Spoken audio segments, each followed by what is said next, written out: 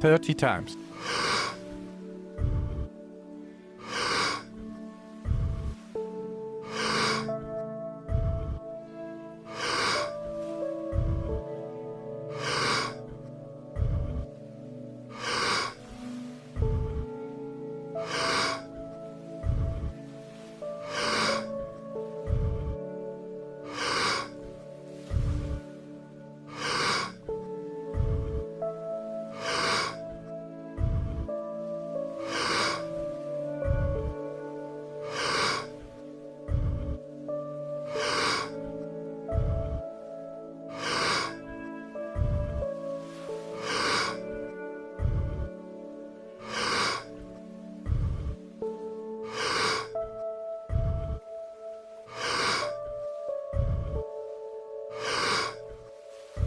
Ten times more.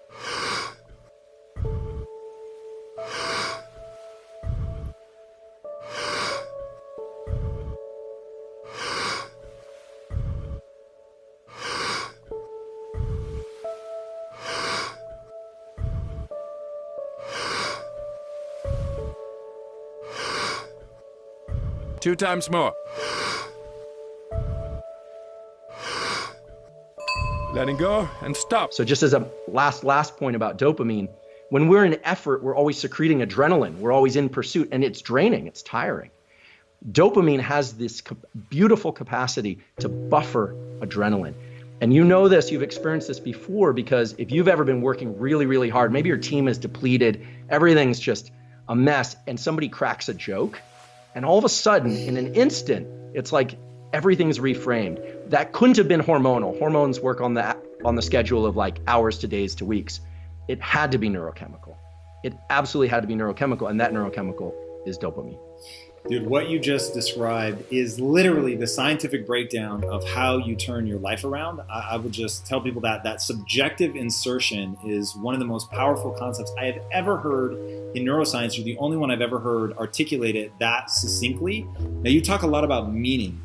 Walk me through like how we assign meaning, how we leverage the reward and punishment to really get us in a situation where we can push through something other people might not be able to push through. Yeah. So when you start thinking about things like growth mindset in terms of how they convert to neurochemical signatures, it leads us to this place of, okay, if it's all subjective, then, if I just say, look, I'm going to stand up out of my chair and that's going to feel amazing, is that going to work? Well, no. It depends on the meaning that I attach to something. And this subjective part can be a little tricky and a little bit hard for people. So I want to try and lay it out in a concrete way so that if they want to apply this, they can. Incidentally, or not so incidentally, I should say, when you look at communities of very high performers, and I'm fortunate enough to do some consulting with some people from special forces communities and so forth, they're very good, as are you, at attaching reward to specific behaviors in subjective ways.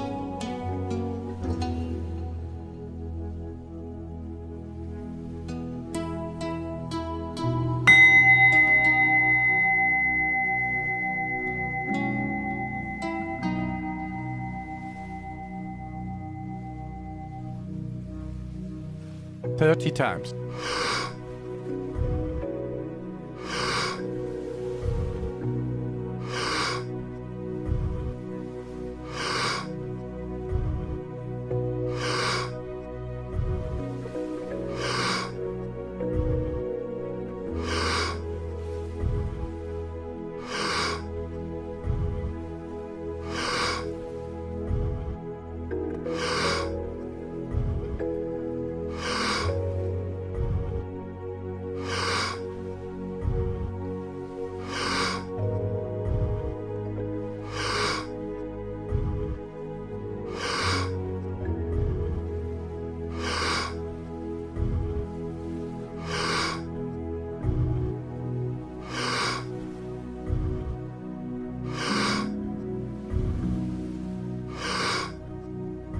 Ten times more.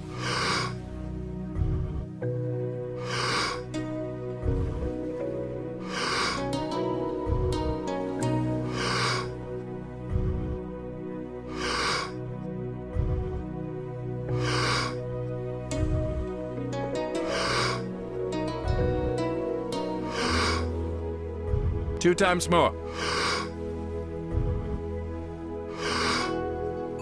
letting go, and stop. So growth mindset and these dopamine rewards that we subjectively apply are not about saying, oh, I had a terrible day, I performed poorly, but you know what, it's great, I just feel great anyway. It's not about that.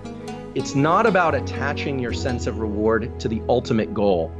It's about attaching your sense of reward to the fact that you're making action steps that are generally in the right direction. The more you can reward the effort process, the better off you are at building these kinds of neural circuits and these kind of tendencies to be able to lean into anything challenging over essentially any duration. So how does this work? Like, how would somebody do this, right? Well, keeping in mind that adrenaline and epinephrine are all great for getting us into action. This is Mother Nature's way of chemically making us feel kind of agitated. Remember, stress was designed to agitate us, to move us away from things and toward things. But realizing that that's a limited resource, that eventually that same chemical is what makes you have a negative mindset. It feels painful, it's the burn in your body, it's uncomfortable. And realizing that dopamine can push back on that neurochemically. It can suppress those sensations of wanting to quit. You say, well, then how do I get this dopamine to work for me before I hit a goal? Because not every day is going to be a real win. There's some days, I know from my science career, there were days that were really hard, experiments didn't work, papers got rejected, and yet, I've spent 2 decades or more just drilling on. And it's been a sheer pleasure at times. But there's been, some pain points along the way. So what is this process really about? And how would somebody implement these dopamine and epinephrine type neurochemical events in their own life? Well, we all know the example of like wanting to run a marathon. I've never run a marathon, but that'd be a nice goal to have.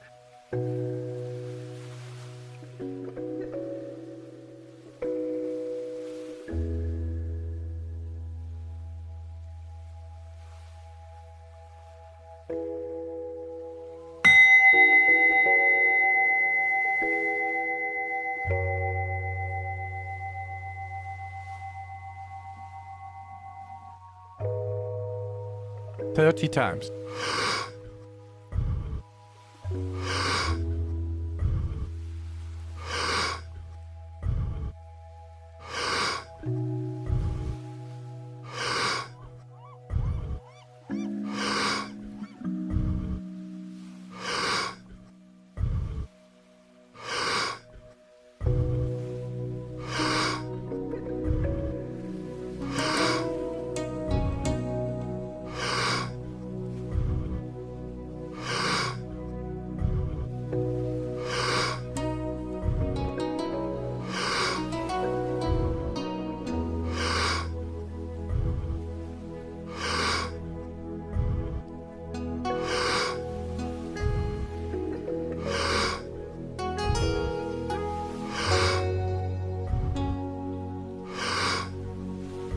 Ten times more.